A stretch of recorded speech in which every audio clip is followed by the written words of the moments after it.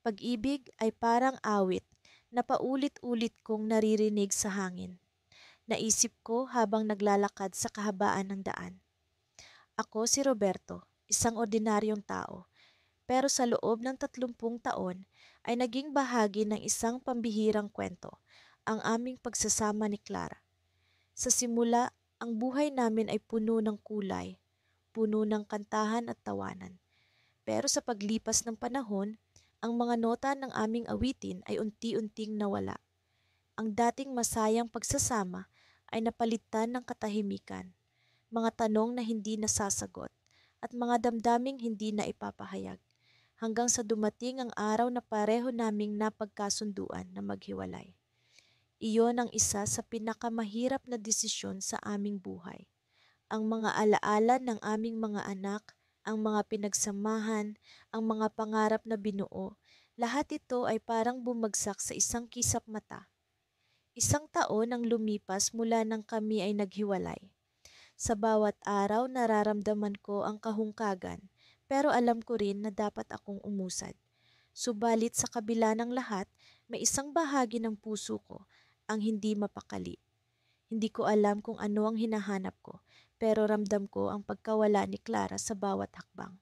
Isang gabi, habang ako'y nag-scroll sa social media, hindi ko inaasahan na makikita ko ang kanyang pangalan. Ang kanyang profile picture ay parang isang bukas na aklat. Ang kanyang mga mata, malinaw at puno ng damdamin. Biglang bumilis ang tibok ng puso ko. Dapat ko bang i-message siya? Ano nga ba ang sasabihin ko? Sa kabila ng kaba, pinindot ko ang send message button. Kumusta ka na? Ang simpleng mensahe na iyon ang bumuhay sa mga alaala. Hindi ko alam kung ano ang magiging reaksyon niya, pero ilang minuto pa lang ang nakalipas, nakita ko ang notification na siya ay nag-reply. Mabuti naman ako, Roberto. Ikaw, kumusta? Napangiti ako, pero sa loob ay may halo ng takot at pag-asa. Nag-usap kami ng patong-patong na mga mensahe, mula sa kamustahan hanggang sa mga alaala ng nakaraan. Naisip ko kung paano nagising muli ang damdamin sa isang simpleng online na pag-uusap. Sa paglipas ng mga araw, ang mga mensahe namin ay naging mas malalim, mas personal. Naging matatag kami sa pag-intindi sa mga nangyari, sa mga pagkukulang, at sa mga pangarap na hindi natupad. Roberto, may oras ka ba para mag-usap sa personal? Ang tanong ni Clara sa akin isang gabi. Nagulat ako, pero sa loob ay naramdaman ko ang init ng pag-asa. Hindi ko alam kung ano ang mangyayari sa aming pagkikita, pero alam ko na ito ang simula ng panibagong kabanata. Sa araw ng aming pagkikita, ang puso ko ay puno ng kaba. Habang papalapit sa lugar na napagkasunduan namin, hindi ko maiwasang isipin ang mga bagay na maaaring mangyari. Ang mga tanong na bumabalot sa isipan ko ay parang mga ulap na hindi maalis. Sa pagdating ko sa lugar, nakita ko si Clara sa isang lamesa, nakaupo at nakangiti. Ang kanyang nangiti ay parang sinag ng araw, nagbibigay liwanag sa isang madilim na silid. Nang makita niya ako, agad siyang tumayo at lumapit. Roberto, matagal na kitang hinihintay, sabi niya, puno ng emosyon ang kanyang tinig. Ngunit bago ko pa man mabuksan ang bibig para sumagot, isang pamilyar na mukha ang lumitaw mula sa likuran ni Clara. Ang aming anak, si Miguel, na matagal na ring hindi ko nakikita. Ang kanyang mga mata ay puno ng luha at nangiti. Bakit siya narito? Ano ang kanyang sasabihin? Nababalot ako ng takot at kasiyahan sa hindi inaasahang pagdating ni Miguel. Matapos ang ilang buwan ng katahimikan, sa wakas ay nagkaroon ako ng lakas na buksan ang aking social media account. Hindi ko alam kung bakit, pero may bahagi sa akin na umaasa na makikita ko ang pangalan ni Marco sa listahan ng mga mensahe. Kami ni Marco ay matagal ng kasal, ngunit ang aming relasyon ay unti-unting nagkaroon ng lamat. Hanggang sa dumating ang puntong nagdesisyon kaming maghiwalay. Ang sakit na dulot ng aming paghihiwalay ay parang isang sugat na hindi naghilom. Palaging may kirot at paminsan-minsan, tila nagdurugo.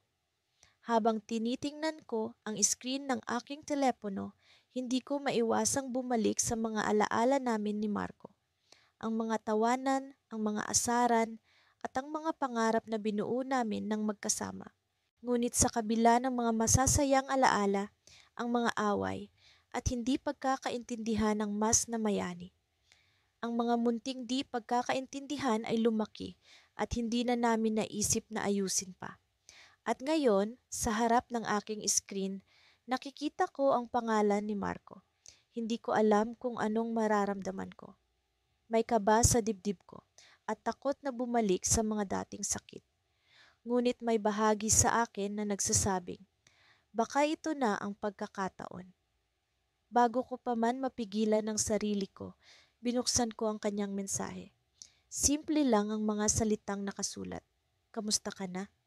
Parang kidlat na tumama sa akin ang mensahe. Mula sa mga simpleng salita na iyon, tila naramdaman ko ang bigat ng mga hindi nasabi sa pagitan namin. Ang simpleng tanong ay puno ng mga hindi namin na ibahagi. Mga hinanakit, mga pangarap, at mga pag-asang nawala. Nagpasya akong sagutin ito. Mabuti naman, Marco. Ikaw, kamusta? Mabilis ang tugon ni Marco. Mabuti rin. Naalala kita kahapon habang tinitingnan ko ang mga lumang larawan natin. Naisip ko lang, baka pwede tayong mag-usap.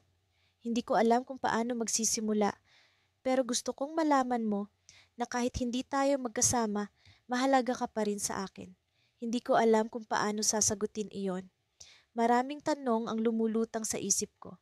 Totoo bang may pagmamahal pa rin sa puso ni Marco? Ano ang ibig niyang sabihin sa pamamagitan ng mensaheng ito? Sinubukan kong maging matapat sa aking nararamdaman. Alam mo, Marco, hindi madali para sa akin ang lahat ng nangyari. Pero sa kabila ng lahat, hindi ko rin maikakaila na mahalaga ka sa akin. Nagpatuloy ang usapan namin. Sa bawat mensahe, tila unti-unting natutunaw ang yelo sa pagitan namin. Maraming emosyon ang lumitaw, galit, lungkot, pag-asa. Ngunit higit sa lahat, naramdaman kong muli ang koneksyon namin ni Marco. Sa aming pag-uusap, napag-usapan namin ang mga bagay na hindi namin naayos noon. Ang mga hindi pagkakaintindihan na tila napakalaki noon, pero ngayon ay kaya na naming pag-usapan ng maayos. Bawat mensahe ay tila isang hakbang patungo sa muling pagkakaintindihan. Ilang araw ang lumipas na patuloy kaming nag-uusap. Hanggang sa isang gabi, tumawag si Marco. Hindi ko inaasahan ito, pero hindi ko rin maitatanggi na may bahagi sa akin na gustong marinig ang boses niya.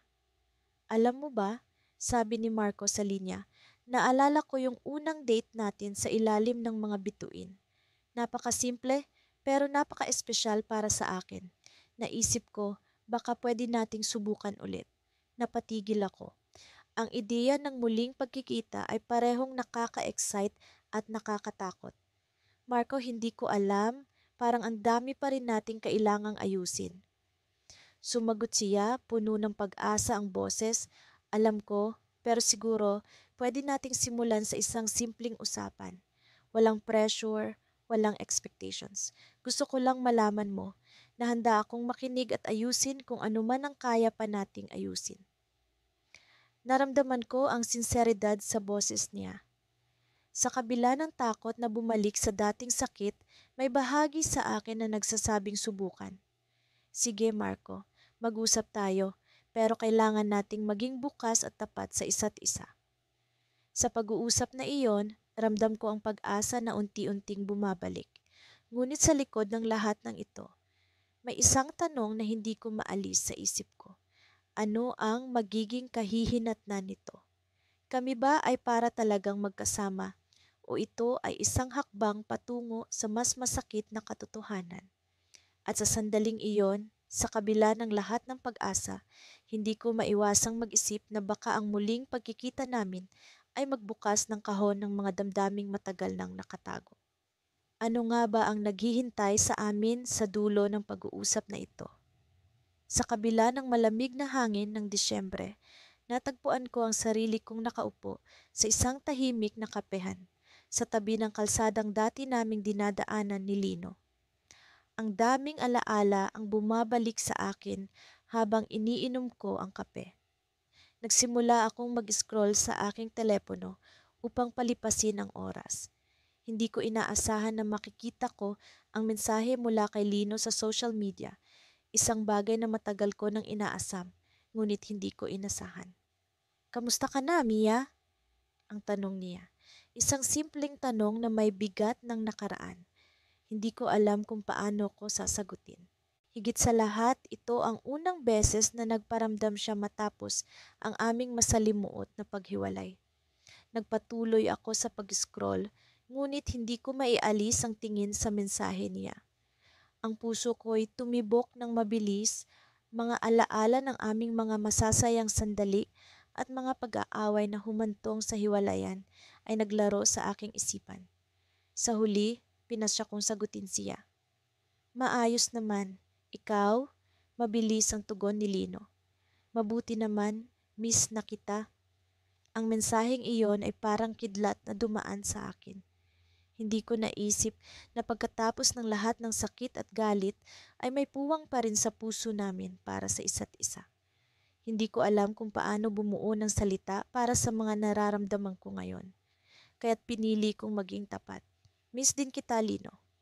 Nagpatuloy ang aming usapan mula sa simpleng kumustahan hanggang sa mga alaala ng aming nakaraan. Binalikan namin ang mga araw na punong-puno ng pag-asa at pagmamahalan, pati na rin ang mga gabing puno ng pag-aaway at luha. Nagsimula kaming bumuo ng mga tanong sa isa't isa, sinubukang alamin kung may puwang pa ba ang aming pagmamahalan. Sa kabila ng sakit, naroon pa rin ang pag-asa. Pwede ba tayong magkita? Tanong ni Lino, isang tanong na matagal ko nang hinihintay ngunit hindi ko inasahan na darating. Hindi ko alam ang isasagot. Ang dami kong takot at alinlangan. Paano kung hindi na kami magkasundo? Paano kung masaktan lang kami ulit? Ngunit sa kabila nito, naisip ko ang mga masasayang alaala namin. Ang mga araw na walang kasing saya, ang mga gabing puno ng lambing. Nagdesisyon akong sumugal. Sige, magkita tayo, tugon ko, sa dati nating paboritong lugar. Agad-agad kaming nagkasundo sa oras. Sa paglipas ng mga araw, hindi ko maiwasang makaramdam ng kaba. Ano kaya ang mangyayari sa aming pagkikita? May nararamdaman pa ba talaga kami sa isa't isa o ito'y dulot lamang ng nostalgia? Dumating ang araw ng aming pagkikita. Nagdesisyon kaming magkita sa parke kung saan kami madalas na nagde-date noon. Sa bawat hakbang ko patungo sa parke, ramdam ko ang bilis ng tibok ng aking puso. At nang makita ko si Lino na nakatayo sa ilalim ng punong dati naming sinisilungan, parang bumalik ang lahat ng damdamin na akala ko'y nawala na. Ngumiti siya sa akin, isang nangiti na punong-puno ng pag-asam. Ang tagal natin hindi nag-usap, Mia. Oo nga, Lino. Sambit ko habang lumalapit sa kanya. Ang dami kong gustong itanong at sabihin. Nag-usap kami, inalala ang mga nakaraan at sinubukan naming buuin muli ang mga nasirang bahagi ng aming relasyon. Naging masaya ang mga sandali, puno ng tawanan at kwentuhan. Parang walang nangyaring hiwalayan. Ngunit sa kabila ng saya, may kaba pa rin akong nararamdaman hanggang sa bigla siyang tumigil sa kanyang pagsasalita at tinitigan ako ng seryoso. Mia, may kailangan kang malaman, sabi niya habang hinawakan ang aking kamay. May isang bagay na maaaring makapagpabago sa lahat. Napatitig ako sa kanya, naguguluhan at kinakabahan. Ano iyon, Lino? Huminga siya ng malalim, tila nag-iipon ng lakas ng loob. May anak tayo, Mia. Hindi ko sinasadya na hindi ko agad nasabi sa'yo. Natuklasan ko lang ito kamakailan nang makilala ko siya. Parang tumigil ang mundo sa aking paligid. Ang dami kong tanong. Paano nangyari ito? Bakit ngayon lang niya sinabi? Isang bagay na maaaring makapagpabago sa lahat ng aming plano. Ngunit sa kabila ng gulat, may bahagi sa akin na nagagalak. Isang bagong simula, isang bagong pag-asa. Sa gitna ng lahat ng ito, hindi ko alam kung paano kami magpapatuloy. Ngunit isa lang ang sigurado ko, hindi ko pababayaan ang pagkakataong ito na muling bumuo ng pamilya kasama si Lino. Sa kabila ng lahat ng hirap, ang pag-asa ay nananatiling buhay. Ano kaya ang magiging kapalaran namin? Muli ba naming mabubuo ang aming pamilya o ito'y isang panibagong pagsubok na haharapin namin? Hindi ko alam ang kasagutan, ngunit handa akong sumugal para sa aming kinabukasan. Ang mga araw ay tila pumipigil sa aming pag-usad, ngunit sa kabila nito'y patuloy kaming umikot sa parehong mundo. Ang munting kuwarto ko'y naging kanlungan ng mga alaala. Ang mga larawan sa dingding, ang mga lumang sulat na palaging nakatago sa ilalim ng kama, at ang walang katapusang pag-scroll sa social media.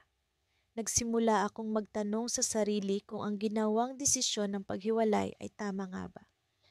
Sa kabila ng paglipas ng panahon, hindi ko maikakaila na ang mga alaala ng aming pagsasama ay patuloy na bumabalik sa akin. Isang gabi, habang nagmumuni-muni sa harap ng aking laptop, nakita ko ang isang notification. Isang mensahe mula kay Ana, ang aking dating asawa. Sa kabila ng mga taon ng pananahimik, nagawa niyang ipabatid ang kanyang nararamdaman sa pamamagitan ng isang simpleng mensahe sa social media. Kamusta ka na? Ang mga salitang iyon ay tila isang piraso ng nakaraan na bumabalik sa kasalukuyan. Nag-aatubili akong mag-reply. Sa kabila ng aking pag-aalinlangan, hindi ko rin maikakaila ang pananabik na marinig mula sa kanya. Sa wakas, pinili kong sagutin ang kanyang mensahe. Mabuti naman ako, ang aking tanging tugon. Sa kabila ng simpleng sagot, hindi ko maiwasang maramdaman ang pag-aalinlangan kung ano ang susunod na mangyayari. Sa aming palitan ng mga mensahe, unti-unti naming nabuksan ang pintuan ng nakaraan. Hindi ko maikakaila na sa kabila ng mga taon, naroon pa rin ang aming koneksyon. Sa bawat mensahe, nagsimula kaming magkwento ng aming mga kasalukuyang karanasan. Ang mga simpleng bagay na tulad ng bagong natutunan sa pagluluto, mga lugar na napuntahan at mga bagong kaibigan na nakilala.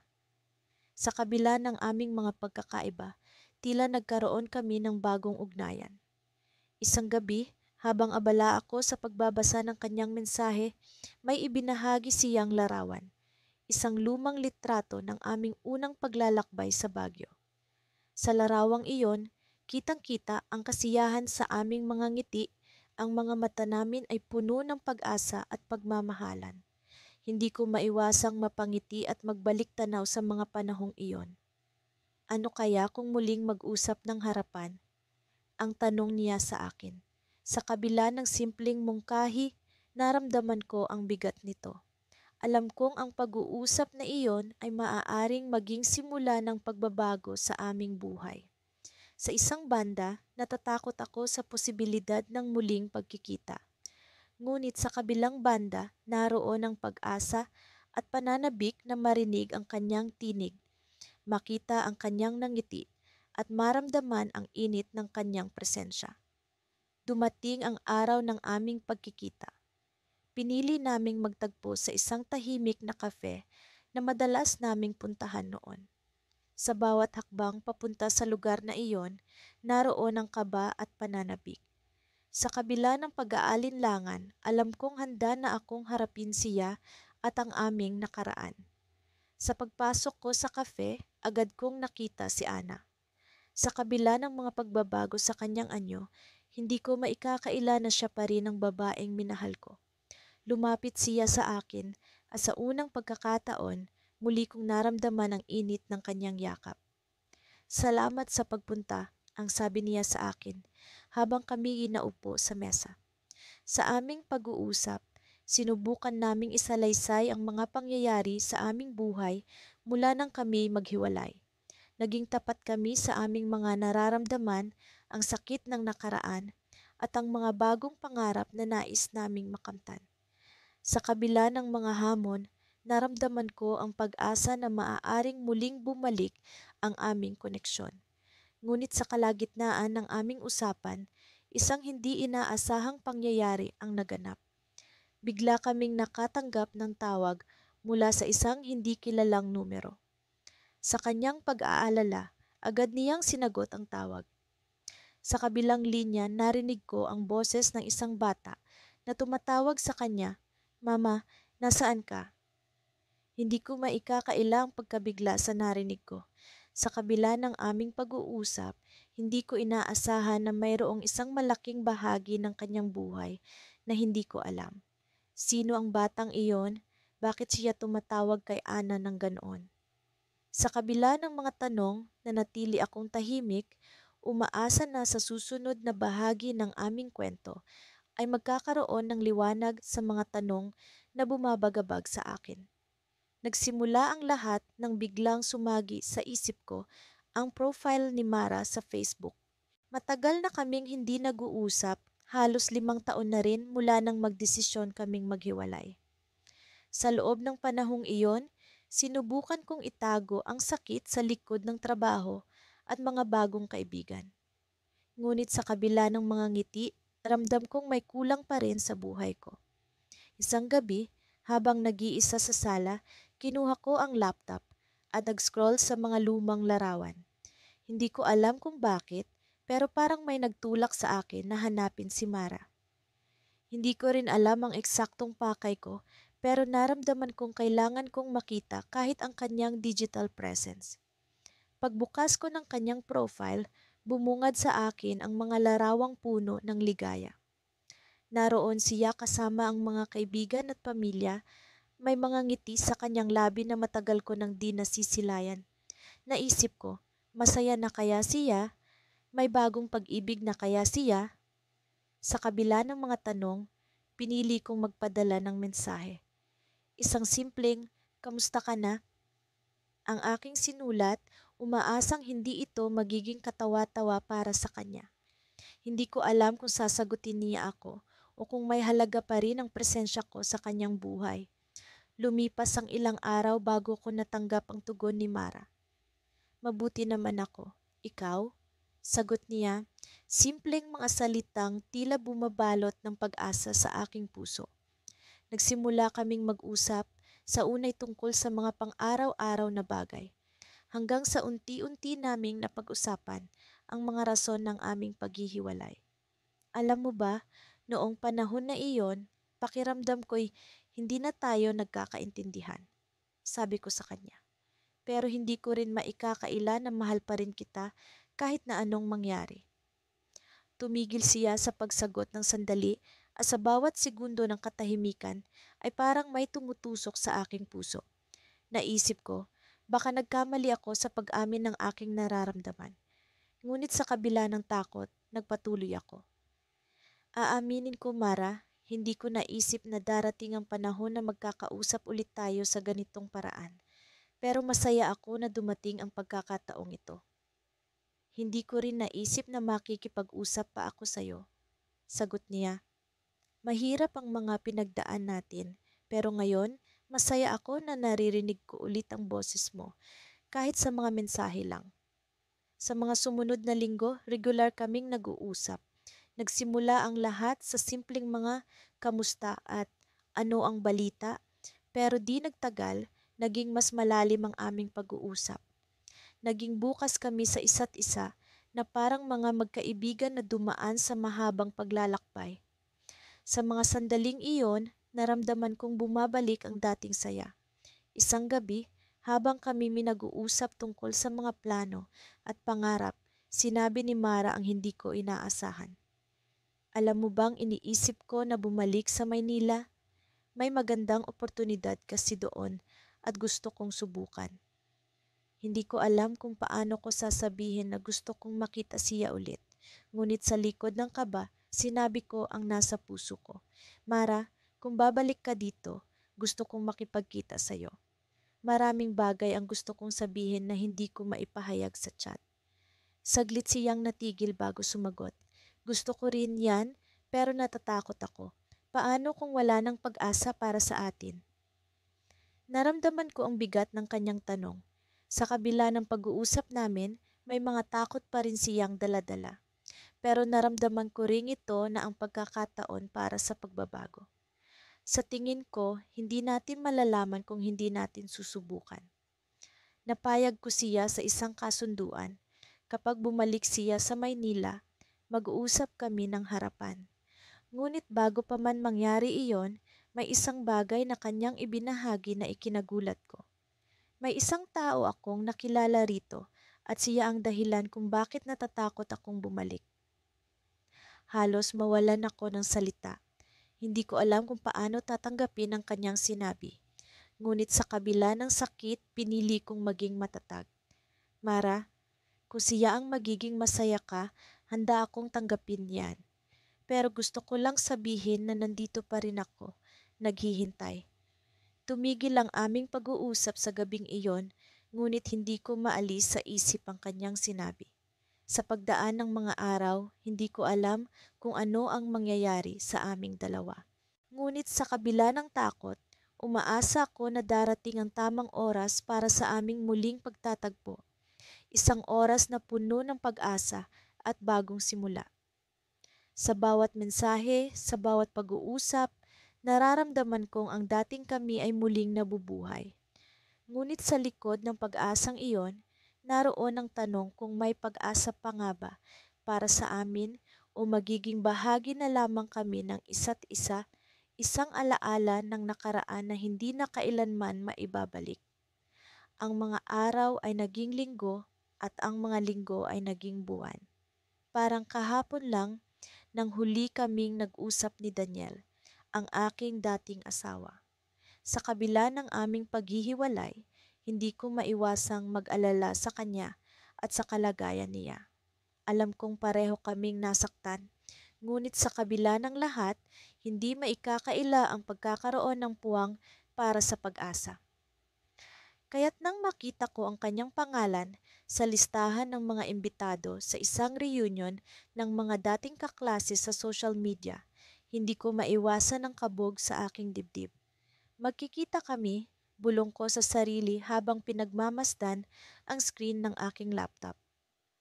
Sa kabila ng aming mga pinagdaanan, may bahagi ng aking puso na nagnanais na marinig ang kanyang tinig, kahit sa isang virtual na pagtitipon lamang. Sa araw ng reunion, pinili ko ang isang simpleng damit na sa tingin ko'y magbibigay sa akin ng kumpiyansa. Naglagay ako ng kaunting pulbos sa aking mukha at inayos ang aking buhok. Habang nakaupo ako sa harap ng laptop, hindi ko mapigilan ang pag-aalala.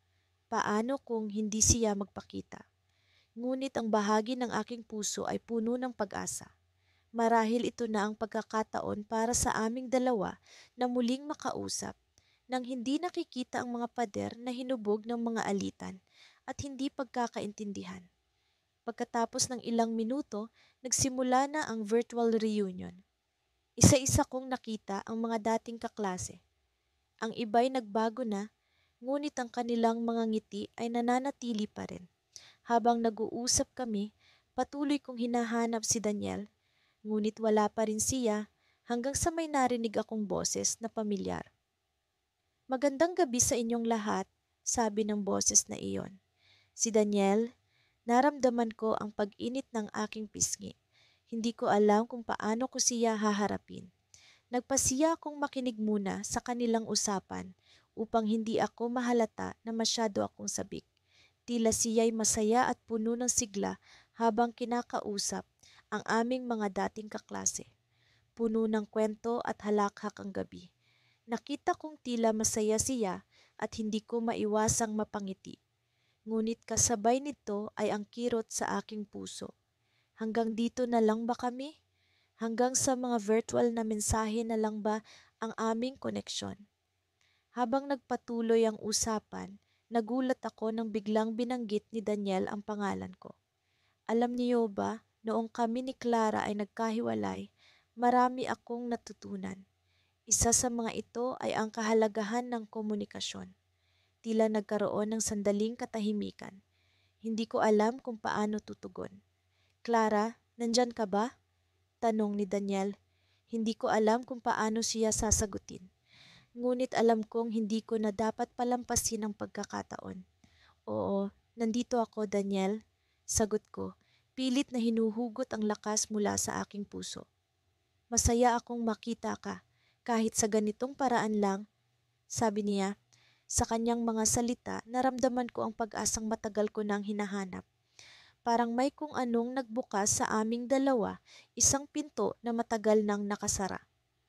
Nagpatuloy ang usapan namin na puno ng pag-asa at pag-unawa. Hindi ko akalaing magkakaroon pa kami ng pagkakataong ito. Tila bumalik kami sa mga araw na magkasama, mga panahong puno ng saya at pagmamahal. Ngunit sa gitna ng aming pag-uusap, biglang may nag-pop up na notification sa screen ko. Isa itong mensahe mula sa isang hindi pamilyar na pangalan, isang lihim na hindi mo alam. Nagulat ako, ngunit wala akong ideya kung ano ang ibig sabihin nito. Nang buksan ko ang mensahe, halos mahulog ako sa upuan ko. Clara, may isang bagay na dapat mong malaman. Ang dahilan ng paghihiwalay niyo ni Daniel ay hindi lang dahil sa mga alitan. May mas malalim pa siyang dahilan.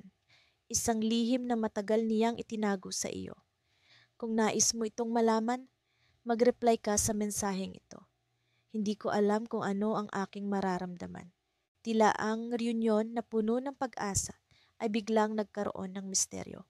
Ano itong lihim na hindi ko alam? Ano ang tunay na dahilan ng aming pagkakalayo noon? Sa kabila ng mga tanong na bumabagabag sa akin, alam kong kailangan kong malaman ang katotohanan. Ngunit handa na ba ako? Habang nakatingin ako sa screen, nagdesisyon akong sundan ang aking puso. Nag-reply ako sa mensahe, ano ang lihim na iyon? At sa sandaling iyon, alam kong muling magbabago ang aking mundo. Sa mga araw na lumipas mula nang makilala ko ulit si Angela sa social media, hindi ko maiwasang balikan ang mga alaala ng aming pagsasama. Para bang bawat mensahe at tawag ay isang piraso ng puzzle na unti-unting bumubuo sa larawan ng aming nakaraan. Hindi ko rin maiwasang mag-isip kung ano na ang nararamdaman niya sa akin. Minsan, ako'y nagigising sa gabi, iniisip ang mga bagay na hindi ko na itanong o nasabi noong magkasama pa kami.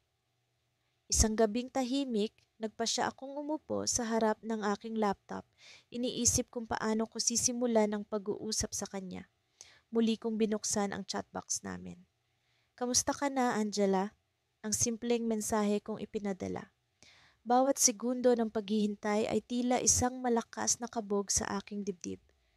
Maya-maya, nag-pop up ang reply. Mabuti naman, Adrian. Salamat sa pagtatanong. Ikaw, kamusta? Ang kanyang sagot ay parang isang mainit na yakap, isang paalala na kahit sa kabila ng mga alitan, may puwang pa rin para sa pag-unawa. Marami akong iniisip, Angela. Sagot ko, hindi ko na kayang pigilan ang aking sarili. Hindi ko alam kung saan magsisimula, pero gusto kong malaman mo na mahalaga ka pa rin sa akin. Tumigil ako, hinihintay ang kanyang tugon. Ang bawat pagdaan ng segundo ay tila isang eternidad. Hanggang sa wakas tumunog ang notification ng kanyang mensahe. Adrian, mahalaga ka rin sa akin. Pero may mga bagay na hindi ko pa rin maintindihan. Bakit nga ba tayo umabot sa puntong ito? Ang tanong niya ay isang matinding dagok sa akin. Napaisip ako sa mga maling desisyon, sa mga nasayang na pagkakataon. Sa harap ng screen, pinilit kong itipon ang aking mga damdamin. Masyado akong naging abala sa trabaho, sa mga bagay na akala ko'y para sa atin. Hindi ko na malayang nawala na ang oras para sa'yo, para sa atin. Alam mo, Adrian, sagot niya, naging mahirap para sa akin nang hindi ko na makita sa'yo ang dating ikaw, ang taong palaging nandyan para makinig at umintindi. Naramdaman ko ang pagbigat ng aking puso. Gusto kong makabawi, Angela. Hindi ko alam kung paano, pero gusto kong subukan. May ilang segundo ng katahimikan bago siya muling nag-reply. Siguro nagsimula na tayo sa pagbabalik tanaw, pero hindi ito sapat, kailangan nating harapin ang kasalukuyan. Oo, tama ka, sagot ko puno ng pag-asa. May mga bagay na kailangan nating pag-usapan, mga sugat na dapat gamutin. Sa aming pag-uusap, nagsimula kaming muling bumuo ng mga pangarap. Sa kabila ng mga sugat, naroon pa rin ang pag-asang maaari kaming magsimula muli. Ang bawat mensahe ay tila isang hakbang patungo sa muling pagbuo ng aming relasyon. Habang patuloy ang aming pag-uusap, nagpasya akong magtanong ng isang bagay na matagal ko nang iniisip. Angela, may pagkakataon ba na naisip mong baka mayroon pang pag-asa tayo? Tumagal ang kanyang sagot at sa bawat segundo ng pag-aantay, tila may bumubulong sa akin na may mahalagang bagay siyang sasabihin. Nang sa wakas ay dumating ang kanyang mensahe, hindi ko inasahan ang mga salita. Adrian, may gusto akong sabihin sa'yo. May isang tao na pumapasok sa buhay ko ngayon. Hindi ko alam kung saan ito patungo, pero gusto kong maging tapat sa'yo. Biglang bumigat ang aking damdamin. Ang mga salitang iyon ay isang kalampag sa aking puso, isang paalala na hindi ko kontrolado ang lahat. Ang pag-uusap na akala ko'y patungo sa muling pagsasama, ngayon ay may bagong direksyon. Hindi ko alam kung ano ang mararamdaman, galit, lungkot o takot. Ngunit sa kabila ng lahat, alam kong kailangan kong manatiling mahinahon. Salamat sa pagiging tapat, Angela. Sagot ko, pilit na iniintindi ang sitwasyon. Nais ko pa ring makilala ang taong iyon kung sakaling dumating ang tamang panahon. Sa huli, ang aming pag-uusap ay natapos sa isang pangako na magpapatuloy kaming usap at magbibigay ng puwang para sa isa't isa. Sa kabila ng sakit, may bahagi sa akin na nagdiwang. Ang aming muling pag-uusap ay isang hakbang patungo sa pag-unawa, sa pag-asang maaari pa ring maghilom ang mga sugat. Ngunit sa likod ng aking isipan, naroon ang tanong. Ano nga ba ang mangyayari kung dumating ang araw na ang aming landas ay muling magtagpo? Ako si Elena at kung may isang bagay na hindi ko naisip na mangyayari sa buhay ko, iyon ay ang muling makausap si Marco sa social media. Matapos ang aming paghihiwalay 5 taon na ang nakalilipas, akala ko ay tuluyan na naming isinara ang kabanata ng aming buhay na magkasama. Subalit, heto ako ngayon, nakaupo sa harap ng aking laptop, nakatitig sa mensahe niya sa chatbox. Kamusta ka na? Tanong niya, simpleng tanong na nagdala ng buhos ng alaala. Hindi ko alam kung paano ako sasagot. Nagsimula akong mag-type, mabuti naman ako, Marco. Ikaw? Pero binura ko iyon bago ko pa man na ipadala. Sa halip, huminga ako ng malalim at nagpasya na maging tapat. Sa totoo lang, medyo naguguluhan. Hindi ko inaasahan na makakatanggap ako ng mensahe mula sa'yo. 1 minuto ang lumipas bago siya sumagot. Alam ko, Elena, matagal na rin akong nag-iisip kung tama bang kausapin ka ulit. Pero may ilang bagay na gusto kong sabihin sa'yo. Mga bagay na hindi ko nasabi noon. Madaling sabihin na ang aming paghihiwalay ay hindi naging madali. Maraming taon ang aming pinagsamahan, mga pangarap na aming binuo, ngunit sa huli, ang lahat ng iyon ay gumuho. Mga hindi pagkakaintindihan, mga galit na hindi napigilan, at mga salitang hindi na mababawi. Ngunit ngayon, narito siya, nais makipag-ugnayan muli. Okay, Marco, sagot ko sa kanya. Ano ang mga bagay na iyon? Habang hinihintay ko ang kanyang tugon, naalala ko ang mga masasayang alaala namin. Ang unang pagkakataon na nagkita kami sa isang coffee shop, ang mga maliliit na sorpresa na palaging ginagawa niya para sa akin, ang mga pagtawa na walang humpay. Ngunit sa likod ng mga matatamis na alaala, may kirot na dulot ng mga alaala ng aming huling mga araw na magkasama. Una sa lahat, gusto kong humingi ng tawad sa lahat ng nangyari. Simula ni Marco. Alam kong hindi ko naging madali para sa iyo ang lahat at maraming beses akong nagkulang. Sa loob ng 5 taon, lagi kong iniisip paano kung naging mas maayos ang lahat. Paano kung mas naging matatag ako. Bumungad sa akin ang sakit ng aming paghihiwalay, ngunit sa kabila ng lahat, may parte ng puso ko na nais makinig. Salamat sa paghingi ng tawad, Marco. Ako rin, may mga pagkakamali akong nagawa. Hindi ko rin naging madali para sa iyo ang lahat. Habang nag-uusap kami, unti-unti kong nararamdaman ang pagaan ng aking loob. Para bang sa unang pagkakataon, may liwanag sa dulo ng madilim na tunnel na aming pinasok. Hindi ko alam kung paano ko ito sasabihin sa'yo, Elena, pero sa totoo lang, miss na kita, sabi ni Marco. Lagi kitang iniisip kung ano na ang kalagayan mo, kung masaya ka ba. At sa isang bahagi ng puso ko, umaasa akong makakabalik tayo sa dati. Para akong natumba sa kanyang sinabi. Hindi ko inaasahan na maririnig ko ang mga salitang iyon mula sa kanya. Marco, hindi ko alam kung ano ang dapat kong maramdaman ngayon. Hindi madali para sa akin ito. Alam ko hindi ko rin inaasahan na magiging madali, tugon niya. Pero handa akong magsimula muli, kahit sa maliit na paraan. Kung okay lang sa'yo, gusto kitang makilala ulit bilang kaibigan. Napaisip ako. Kaibigan? Parang isang simpleng salita, ngunit sa loob nito ay may pangako ng bagong simula. Oo, Marco, siguro dapat nating subukan. Hindi ko alam kung saan ito hahantong, pero handa akong magsimula. Habang nag-uusap kami, unti-unting bumabalik ang mga dating kilig at saya. Ngunit sa likod ng pag-uusap na iyon, may isang tanong na hindi ko maiwasang itanong sa sarili ko. Ano ba talaga ang nais naming mangyari sa aming kwento? At biglang may dumating na mensahe mula sa kanya.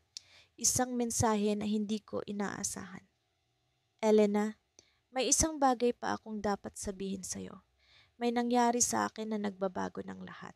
Mayroon akong anak at siya ang dahilan kung bakit nagdesisyon akong makipag-usap ulit sa'yo.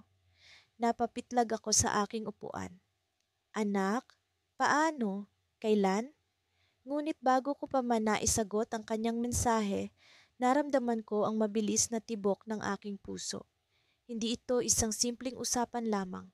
Ito ay isang bagay na magbabago sa lahat, isang twist na maaaring magpatuloy o tuluyang magpakomplikado sa aming kwento. Habang nakaupo ako sa harap ng aking laptop, alam kong ito na ang simula ng mas masalimuot na kabanata ng aming buhay. Ano nga ba ang gagawin ko ngayon? Sa totoo lang, hindi ko inaasahan na muli kaming mag-uusap ni Marco. Matapos ang aming hiwalayan 2 taon na ang nakalipas, sinubukan kong kalimutan siya, ang aming mga alaala at ang mga pangarap na hindi namin natupad. Pero sa kabila ng lahat, tila isang bulong ng hangin ang nagtulak sa akin na buksan ang aking laptop at tingnan ang aking mga notifications sa social media. Nakita kong may bagong mensahe mula sa kanya. Kamusta ka na? Ang sabi niya. Isang simpleng tanong na puno ng damdamin. Naisip ko, paano nga ba ako? Kumusta nga ba ang buhay ko mula nang naghiwalay kami? Maraming tanong ang bumuhos sa aking isip, pero sa halip na sagutin ang mga ito, sinagot ko ang mensahe niya. Mabuti naman ako. Ikaw? Isang simpleng tugon na puno rin ng damdamin. Hindi ko alam kung ano ang mangyayari kung magpatuloy ang aming pag-uusap. Pero may bahagi sa akin na nag-aasam ng mga sagot sa mga tanong na matagal ko nang iniwasan. Nagpatuloy ang aming usapan mula sa mga simpleng hi at hello hanggang sa mga mas malalim na tanong tungkol sa buhay namin. Hindi ko maiwasang mapansin na sa kabila ng mga pagbabago sa aming mga buhay, mayroon pa ring natitirang koneksyon sa pagitan namin. Parang isang sinulid na hindi mapatid kahit gaano pakalayo ang aming narating. Naalala mo ba nung unang beses tayong nagpunta sa Baguio? Tanong ni Marco na tila baga binabalikan ang mga alaalang matagal nang naipon sa aming mga alaala. Yung parang walang katapusang lamig at ang init ng kape na sabay nating tinikman sa isang maliit na coffee shop doon. Napangiti ako sa kanyang sinabi. Oo, naalala ko. At yung mga oras na ginugol natin sa paglalakad sa Burnham Park habang nag-uusap tungkol sa mga plano natin sa hinaharap. Akala ko noon, palaging ganoon na ang magiging buhay natin. Sumagot siya, ako rin, pero minsan ang buhay ay may ibang plano para sa atin. Sa kabila ng sakit na dala ng alaala, hindi ko maiwasang makaramdam ng kapanatagan. Maraming bagay ang nagbago, pero ang mga alaalang iyon ay nanatiling bahagi ng kung sino kami. Habang nag-uusap kami, hindi ko maiwasang mapansin ang mga maliliit na pagbabago sa tono ng kanyang mga mensahe. Parang may nais siyang sabihin, pero hindi niya magawang ilabas, parang isang lihim na nakatago sa kanyang mga salita. Hindi ko alam kung paano ko ito sasabihin sa iyo, simula ni Marco. Pero may isang bagay na kailangan mong malaman. Napahinga ako ng malalim. Ano kaya ang ibig niyang sabihin? Nagkaroon ng tensyon sa pagitan namin, isang tensyon na hindi ko maipaliwanag, ngunit ramdam ko.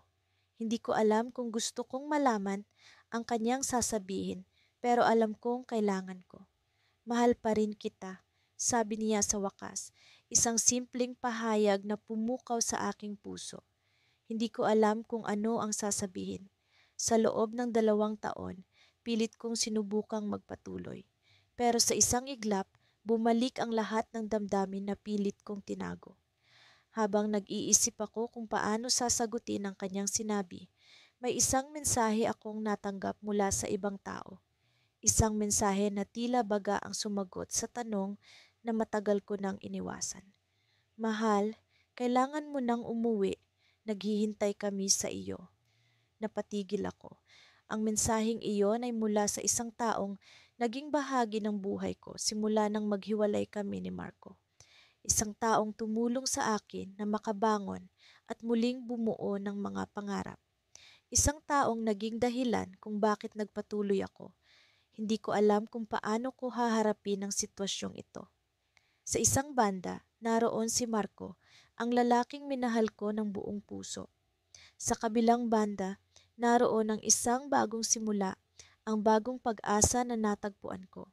Sa huli, nagpasya akong hindi muna sumagot, hindi pa ako handa. Masyadong marami ang nakataya para sa isang desisyon na kailangan ng tamang oras at pag-iisip. Ngunit isang bagay ang tiyak, ang pag-uusap naming ito ay hindi natapos sa isang simpleng paalam. Ito ang simula ng isang bagong kabanata, isang kwento na puno ng pag-asa, pagdududa at pag-ibig. Ngunit sa kabila ng lahat ng ito, alam kong kailangan kong harapin ang mga damdamin ko, ang sa kanya at ang sa akin. At sa dulo ng mensaheng iyon, naroon ang cliffhanger na hindi ko alam kung paano tatapusin. Ngunit alam kong sa paglipas ng panahon, makakahanap ako ng sagot sa tanong na ngayon ay bumabalot sa aking puso. Hindi ko inaasahan na ang isang simpleng mensahe sa social media ang magsisimula ng isang bagong kabanata sa buhay ko. Matapos ang ilang taon ng katahimikan at paglimot, muling nag-cruise ang landas namin ni Ana sa isang kakatuwang pagkakataon. Hindi ko alam kung ito'y magandang pagkakataon o isang panibagong yugto ng sakit. Pero heto ako ngayon, nagrerespeto sa agos ng tadhana. Bumalik ang lahat ng alaala nang makita ko ang pangalan niya sa inbox. Kumusta ka na? Simple at diretsong tanong, ngunit alam kong may mabigat na damdamin sa likod nito. Ang dami kong gustong itanong at sabihin, subalit nagdesisyon akong maging maingat. Mabuti naman, ikaw? Sagot ko, sabay hintay sa kanyang tugon. Nag-usap kami tungkol sa mga bagay-bagay na parang mga lumang kaibigan. Wala sa aming nagbukas ng mga sugat ng nakaraan at tila ba may hindi nakikitang pader na naghiwalay sa amin mula sa mga emosyon na aming piniling kalimutan. Ngunit sa bawat mensaheng ipinapadala niya, unti-unting bumabalik ang init at lambing na dati sa kanya ko lamang nararamdaman. Isang gabi, habang nakaupo ako sa beranda at nakatunghay sa mga bituin, nagdesisyon akong tanungin siya kung maaari kaming magkita. Hindi ko alam kung anong pumasok sa isip ko, pero gusto kong malaman kung may natitira pa bang pag-asa para sa amin. Sa kabila ng lahat ng nangyari, may bahagi sa akin na nagtatangkang magpatawad at umaasang kaya rin niyang gawin ito. Pwede ba tayong magkita? Tanong ko, halos nanginginig ang mga daliri sa pagpindot ng send. Ang ilang minutong paghihintay ay tila naging oras at ang bawat segundo ay puno ng kaba at pag-aalala. Nang dumating ang kanyang sagot, halos hindi ako makapaniwala. Sige, Sa paborito nating cafe, sagot niya. Dumating ang araw ng aming pagkikita. Maaga akong dumating sa cafe at habang nakaupo sa sulok na mesa na dati naming kinauupuan, sari-saring emosyon ang naglaro sa aking isipan. Mula sa pinto, nakita ko siyang pumasok, mas pinong bersyon ng Ana na naalala ko. Nakangiti siya at sa mga matang iyon, nakita ko ang dating Ana na minahal ko ng buong puso. Hi! Bati niya, sabay upo sa harap ko. Hi! Sagot ko, hindi mapigilan ang nangiti. Ikinuwento namin ang mga nangyari sa mga buhay namin, mga bagong karanasan at mga pangarap na hindi natupad. Sa gitna ng aming pag-uusap, napansin kong hindi pa rin nagbabago ang kanyang tawa, parang musika sa aking pandinig. Habang lumalalim ang gabi, naging mas seryoso ang aming usapan.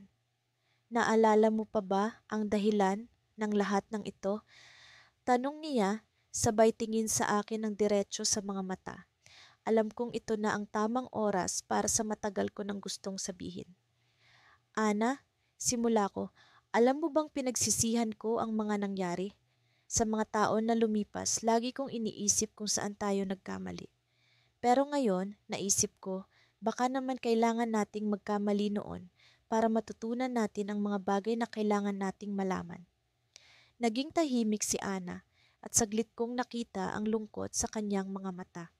Alam mo ba, sagot niya, lagi kong iniisip na ang tadhana ang humiwalay sa atin, pero baka nga kailangan lang nating mahanap ang tamang panahon. Sa pagkakataong iyon, naramdaman ko ang pag-asa. Hindi ko alam kung saan kami dadalhin ito, pero ang mahalaga ay handa kaming subukang muli. Ngunit sa aming pag-uusap, isang bagay ang nabanggit niya na ikinagulat ko.